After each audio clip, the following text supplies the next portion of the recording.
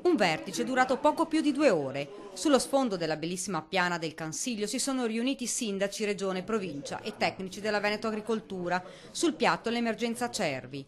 Ormai non si tratta più di una questione da risolvere con calma, hanno detto gli esperti, ma la situazione peggiora di giorno in giorno. La foresta fra i comuni di Treviso e Belluno rischia di sparire. I danni provocati da questi animali sono tanti, si parla di oltre 120.000 euro. Il piano di controllo 2011-2013, che avrebbe dovuto determinare l'abbattimento in questo triennio di circa 1.200 cervi, non è ancora stato attuato. La situazione è grave, tuona il sindaco di Fregona. I cervi stanno distruggendo le piantine nuove, le cortecce degli alberi più vecchi, ma a rischio, dice, anche altre specie come daini e caprioli. Molte non si riescono più a trovare nella foresta.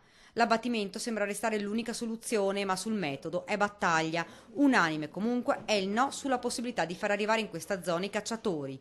Al termine della riunione una proposta. La sintesi è stata quella di recepire tutte le istanze che sono state sollevate non solamente dai sindaci ma anche dal Corpo Forestale piuttosto che da Veneto Agricoltura, dal settore anche dei cacciatori piuttosto che degli ambientalisti e predisporre innanzitutto una relazione che dovrà essere poi affrontata a livello di giunta regionale. Sorride, ma risponde con fermezza l'assessore Manzato alla proposta di far entrare nella foresta i lupi, una sorta di regolazione ecocompatibile.